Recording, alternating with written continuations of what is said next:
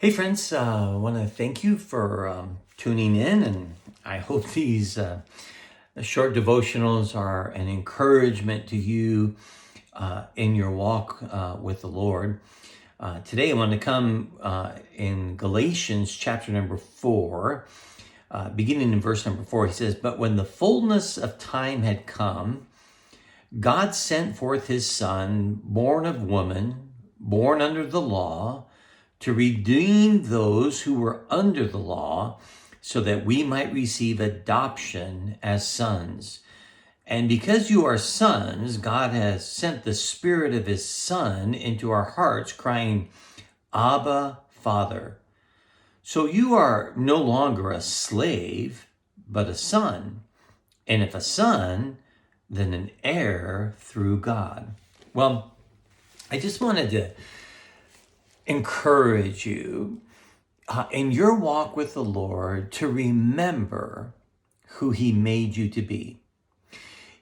In God's perfect time, he sent his Son, and he says he was born of a woman under the law, but his whole purpose was to liberate us from the law. So as the children of God, as Christians, we don't live under the law. No, he redeemed us from the law because it was the law that revealed our sin and held us in bondage and completely did its work in identifying the problem, but had no solution to the problem at all. So he wants you to come to the place where he says that we might receive adoption as sons. So you and me, who were alienated from God, sometimes it says that we were the enemies of God, that we were in darkness, us, he says, now we have been adopted. Think about that. Born into this world, sinners in desperate need, and God so loved us that he adopted us as sons. Male or female, you are a son of God. And he wants you to live in the world as a son. And because you are sons, God has sent the Spirit of his Son into our hearts, crying, "Abba, Father." Now, the Jewish people could never really relate to God as Father or as Abba.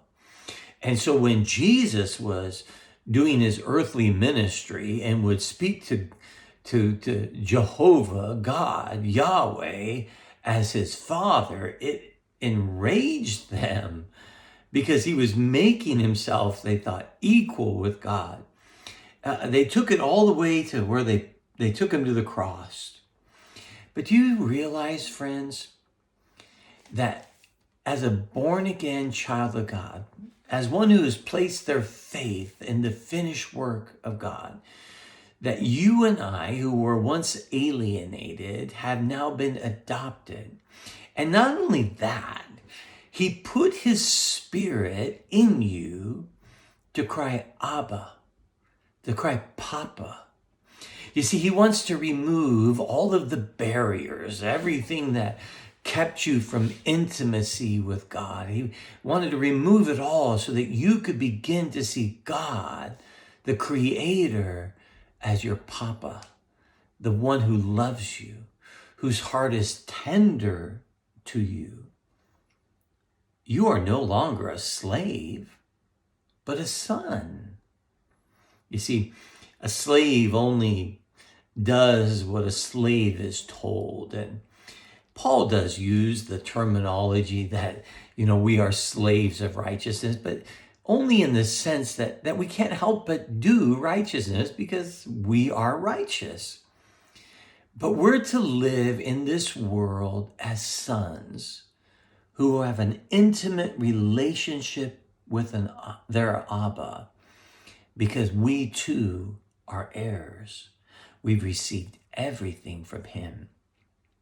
I've been thinking a lot about this, that you and I are never really going to hear the voice of God, live in intimacy with God, and in a responsive relationship with Him until we realize that we are His beloved children. And He so wants you to hear His heartbeat, beat love for you. No longer live as one who's afraid of God, but one who comes to God as an Abba, one who was selected out of all of humanity and adopted as a child of God. You are that precious to Him, and that is, my friend, your divine right. So know that you're loved and hear His voice and come close to Him, your Abba, because that is the voice of the Spirit. Hey, let that settle in, and I hope it encourages you, and I hope you'll pass it on. Have a great day.